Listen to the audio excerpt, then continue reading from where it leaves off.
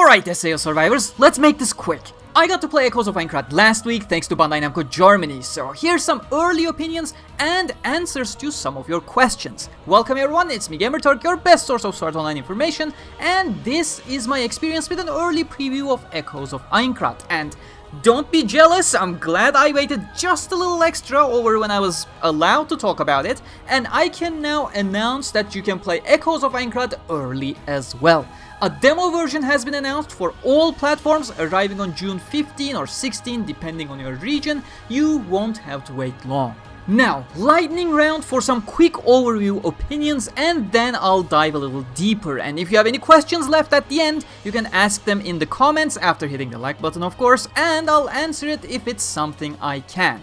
Going into the early preview, I had two main concerns, as those of you following me on Twitter or my live streams already know. One, that the gameplay looked a little too Souls-like when watching the previews, and while I played the likes of Code Vein, the slow, cautious approach of the style is not particularly a favorite of mine, so I wanted to know how the game actually played.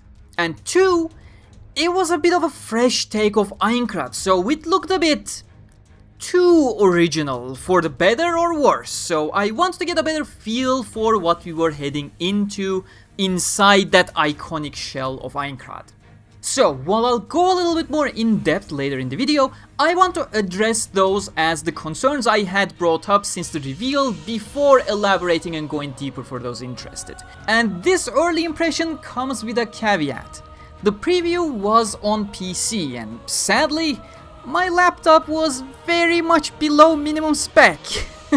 I want to thank Bandai Namco Germany not just for the opportunity, but for actually allowing me to even participate in the preview, fully aware I was gonna get an unrepresentative quality for the game, so that I can still get a feel for Echoes of Aincrad in general.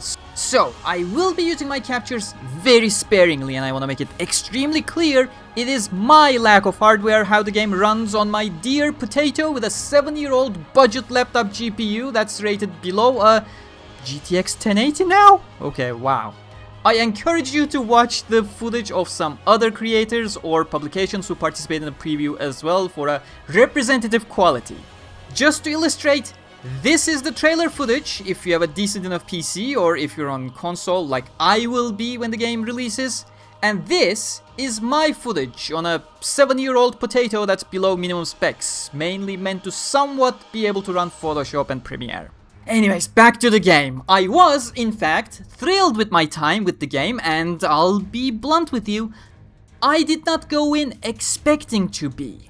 I had kinda resigned myself to looking forward to the lore and story because gameplay did not look like my cup of tea in the previews that we have seen. But gameplay previews turned out to be giving a completely different vibe than how the gameplay actually feels in the game playing, at least in my judgment. Those of you scared of Souls-likes can take a sigh of relief. I describe the gameplay of Echoes of Aincrad as a mix of the punishing, unforgiving gameplay you'd know from your Code Veins and the like, and a much more approachable and responsive action RPG style that allows and encourages you to go on the offensive rather than just waiting for your opportune moment. The combat has a decent amount of depth, I will say, and you always need to be on your toes. As I said, it's quite unforgiving, but the depth, it's more of a lake than an ocean, so I think players will have a reasonably easy time to master it and reach their ceiling.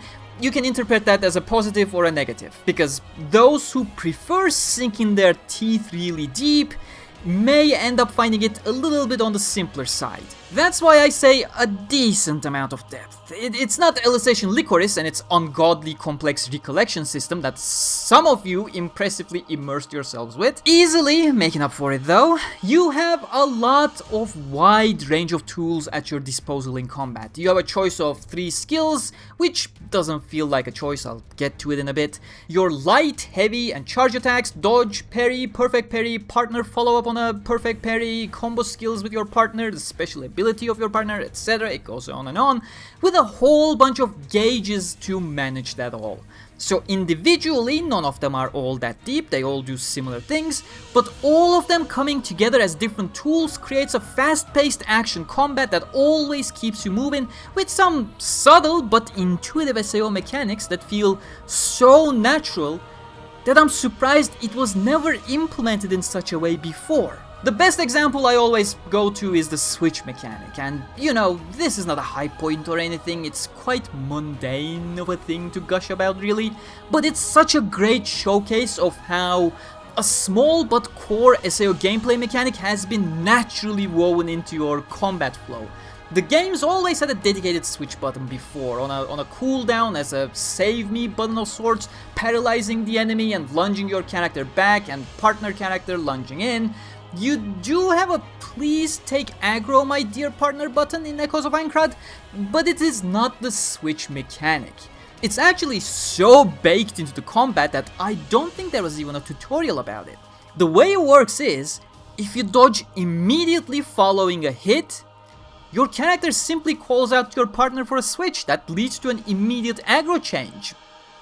Beautiful, simple.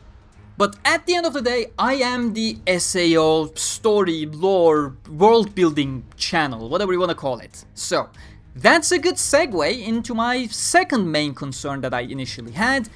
How accurate is it all really?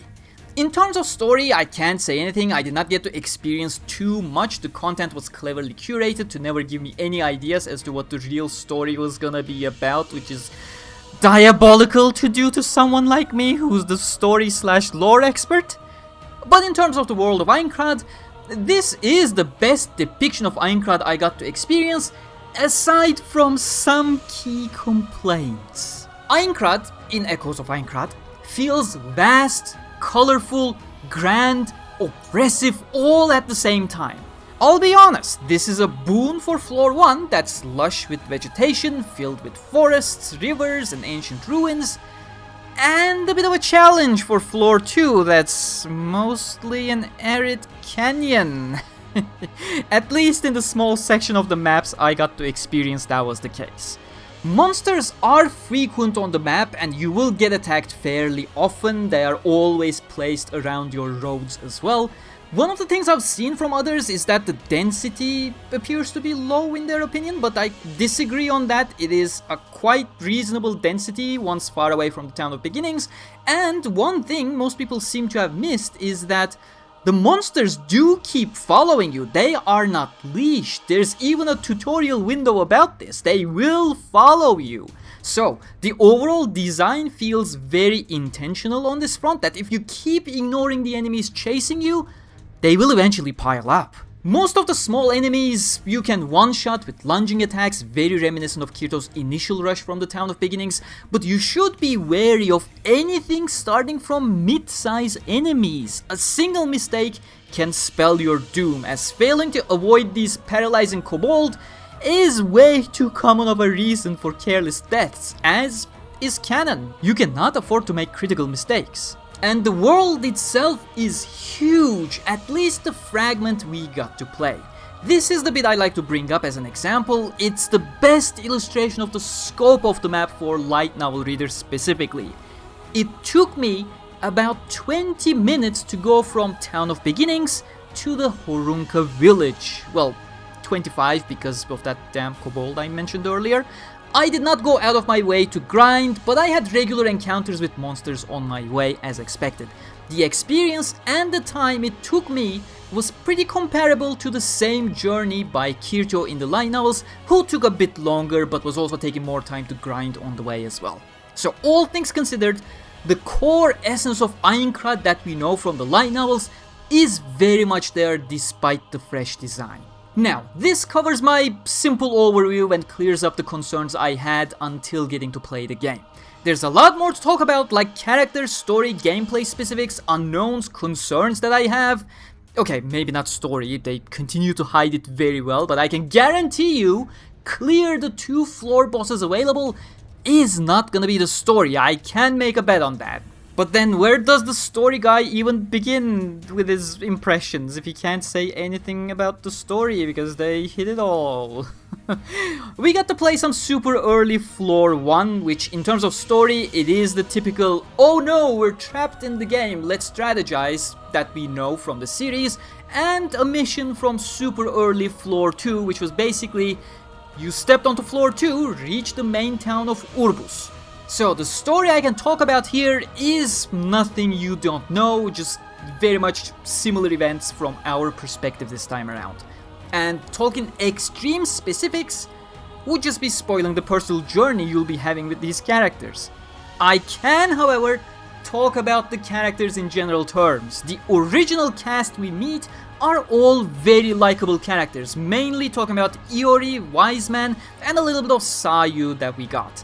It is one of the first things I gauge ever since Illustration Licorice, you can thank Medina for that, which I believe is all the more important in a game that's revolving around your own mute player character. Your partner's attitudes are elevated higher to carry the vocal void that you present in the story, so having pleasant characters around sets the mood for your entire adventure. Iori, who starts off with a male avatar, is this overly eager and kinda awkward gamer who logged into SAO to distance herself from the real life, where she is a famous idol as we learned from the Unanswered Butterfly movie previews, and the game hints at it early on as well, though the exact context we do not know. Wyzeman, on the other hand, is a lore enthusiast and a pseudo-leader for the group early on as a strategist that really picks up the group right after Kayaba's announcement. And SAOEoA is the energetic and cheerful, kind of the emotional core of the group in this case. If you've been following me on Twitter though, I do have some assumptions about her, which I'm not gonna talk about here as they are potentially very heavy spoilers, but the time I got to spend with all of these available characters made me feel thrilled about the overall character writing and portrayals, and I especially urge the light novel readers to stay on their toes here. Lots of great stuff hidden in there for you if you're paying attention, and you know, the way I see it, in such a short amount of time to be with the characters, I really want to spend more time with these characters and get to know their story, is the best praise one can offer. I did get to see a couple more of the new Echoes characters, but they were mainly there as mission companions, so I can't say I really got to learn anything about them or their personalities, except for how they play, of course, which the official accounts are sharing lots of footage on them anyways. But speaking of partners, this is probably the first SAO game where your partners are actually as capable as you are, sometimes if not even more. They are genuinely powerful in combat, which probably factored into the decision of only having a single party member with you, which is kind of a bummer.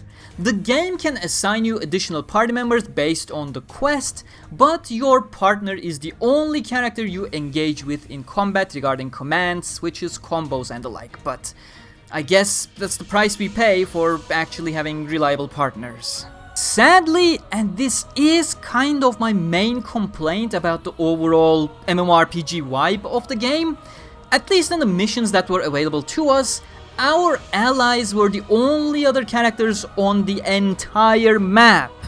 That is the one glaring error in this otherwise perfect portrayal of Aincrad in my opinion, that while towns are all very populated, you know, there are all the NPCs and all the players, it's really crowded in towns, the moment you go out onto the fields, they're completely devoid of any players whatsoever, which is... it feels wrong for a story about a VR MMORPG.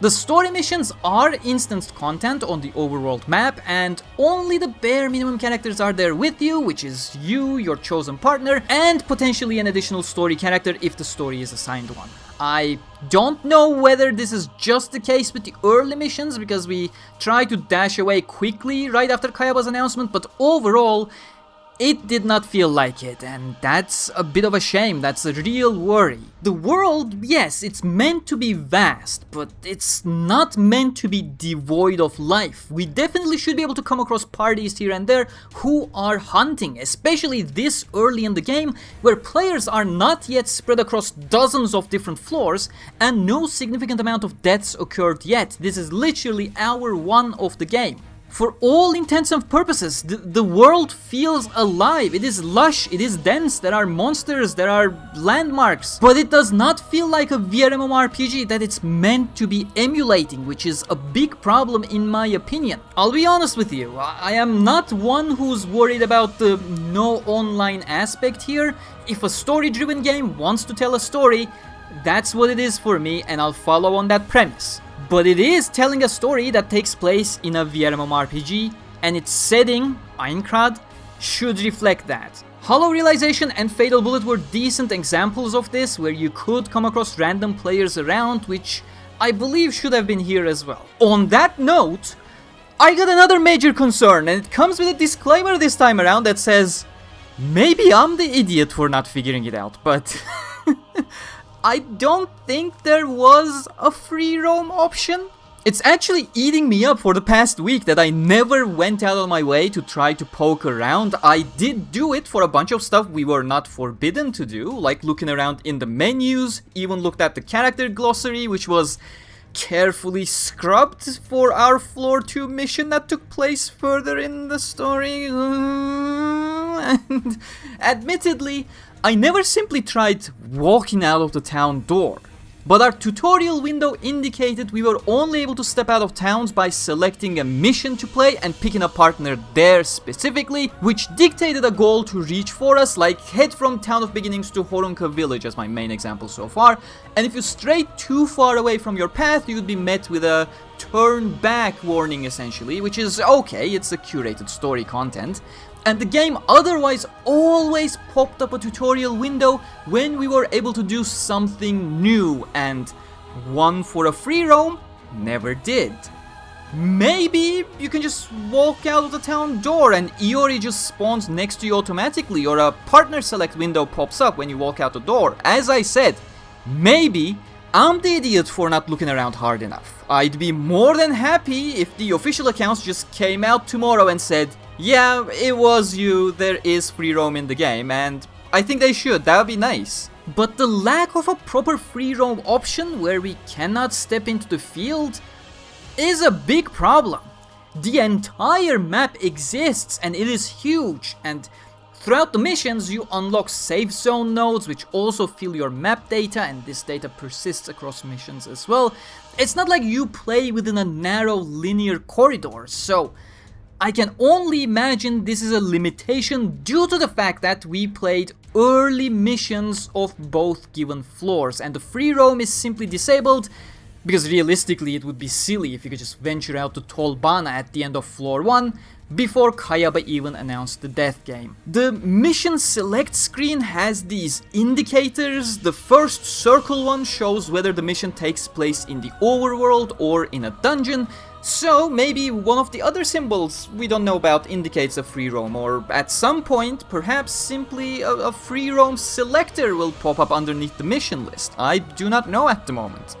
Now I want to stress that this is really my wishful thinking. I don't have any information, because I think it would be a severely daft choice to create such a huge and immersive world without actually letting us freely explore it. It just feels nonsensical to me. I genuinely don't think the lack of a free roam mode is even a possibility given everything we got here in this game. And you know, as a player and an in-depth SAO enthusiast, self-proclaimed social media digital marketing manager, I have a bunch of suggestions that they can share with players to benefit the game, but the absolute first thing they should do right now is to get a 30-second free roam mode tutorial video published on the socials, given this complaint has really grown out of proportion, and rightfully so. I can assure you there are replayability aspects here and there in the game that we have seen already in our preview, you know, the grind, the recipes, crafting, enhancement, field bosses, among other things.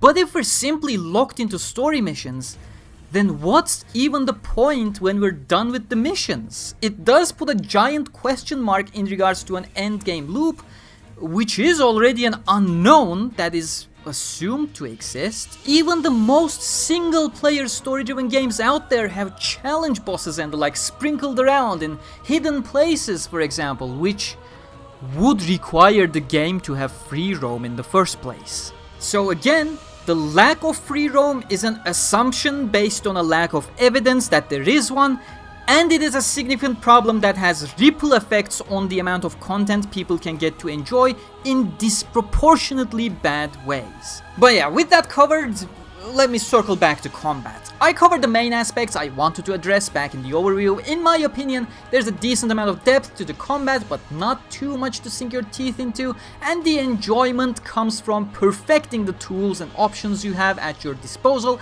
to be efficient. You have light attacks, heavy attacks, charge attacks, 3 sword skills with 3 different properties, partner combo, perfect parry counter, etc. available to you. But aside from very niche cases such as severing a part of an enemy, which is very satisfying, nicely done, they all feel like they kinda sorta do the same thing. You just have to remain flexible and responsive to the threat at hand.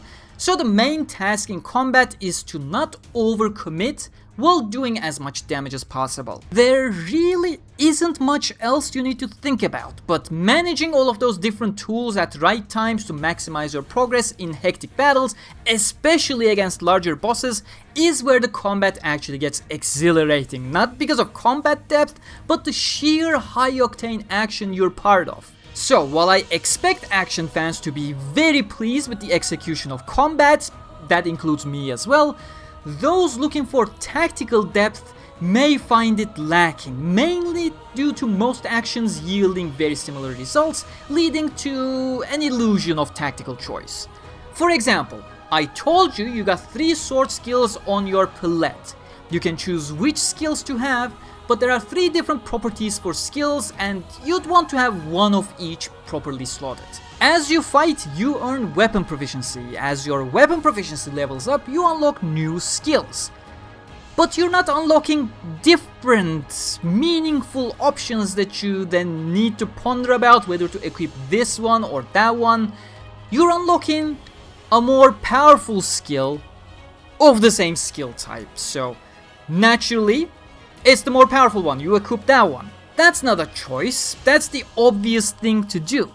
Maybe it gets different beyond the early game, maybe it's just meant to be simple early on, but within my limited playtime I had no indication of that being the case. You can take that as a positive sign of accessibility that you don't need to think about as a hurdle to high-octane action, or a lack of combat depth. That's gonna depend on your preference. The other RPG aspects, they're similarly easy choices that you won't be putting much thought into based on my experience. Allocate stats into the stats and bonuses you want, pick the weapon you want, transfer the mods you want from other weapons into it, craft equipment you want to get the perks of, etc. The most meaningful decision you'll make is the weapon type you want to go with. It doesn't change what you do to the enemy per se, but define the combat style you want to go with. Fast and rapid hits with low damage each hit, slow but destructive hits, or something in between. Mostly a personal style choice. For all the lack of depth I was talking about, the combat really has a nice coat of paint though. The presentation is phenomenal. The monsters are actually affected by your hits, can get pummeled and limped around if you smash them with a hard attack. Body parts can break and you can actually execute enemies with heavy attacks. That was actually my favorite speedrunning strat, by the way. Just start dashing and use a heavy attack on a small enemy on my path to cut them in half and keep running forward. Bosses do have multiple phases, and well, that does get a bit formulaic, that each phase is dictated by you depleting their health bar and breaking apart. They do offer visually distinct progression in the fight, and boss patterns can change quite significantly depending on what part was broken. For each boss, they are predetermined though. It's not like where you attack defines what part gets broken. They are on a sequence. There are a lot of cinematic moves, ranging from the run heavy attack execution I mentioned earlier, which does this little slow motion zoom on the execution, to the partner combo attacks, which are cinematic double attacks. Once or twice, they're very cool, I love them, but every single time the cinematic camera takes over and you effectively watch a cutscene in the middle of high octane action, it starts losing its vanity. And if I have to say this, based on a couple hours long of a preview of access, I'm pretty sure that is going to get old and annoying fairly quickly in the full game. I'm not sure if something like skip the ultimate animation we had in last collection is a solution here, because it's not really a cutscene, it is real-time combat attacking the boss with each hit, but simply something that disables the cinematic effects would be highly appreciated. So, you know, just remove the slow-mo zoom on the executions, just carry on with the normal combat camera during partner combos. Heck, I'm not even sure why the ally skills have to take the camera away to show our ally using their unique ability. Since we're not even part of it, we can continue playing if the camera just stays with us. You know, the ally can just cast it off to the side on their own while we continue our combat normally without losing control for 5 seconds. The combat is really fun, just let me keep playing it. Now, I have a lot more smaller praises and nitpicks here and there I can mention, but this should be sufficient for an early impression. All around, there are a lot of aspects that make me want to say this is a definitive portrayal of SAO, but some hurdles or uncertainties right now prevent me from finishing that sentence. Based on my experience in the preview, not only am I super eager to continue my journey with the cast and I'm looking forward to the writing, but also thrilled to actually play more of the action-packed gameplay. As I said, if you have any specific questions, do ask them and I will respond or clarify where I'm able to. And I really want to stress this, if I say I don't know, it's really because I do not. It was all super early content and you could feel everything that's been hidden away from us in this grand world. But what I didn't see or didn't experience is simply something I have no knowledge of. It'll all click better once you play the demo yourself on June 15th. Otherwise, come around for a live stream when the Echoes of Aincrad demo releases next week, where I can divulge a lot more information, and to be honest, a live stream setting is better for those smaller praises and nitpicks as well as they happen. For those of you waiting, a little update on the interview with Futami-san, where I took a bunch of your questions as well. We initially intended the interview for early June, but when the preview opportunity arrived, we figured it would be better to slightly postpone it and adjust the questions after playing the game a bit. So apologies for the delay, but I hope it's understandable. I just wish I was told they would announce a demo just a day earlier so I could spare Futami-san the question of whether we'd get a demo. Either way, thank you very much to you for watching. Hope it was helpful insights into different aspects of the game. And of course, a huge thanks to Bandai Namco Germany for the entire collaboration with me for the interview and the preview opportunity. I'll see you all soon, and until then, stay cool.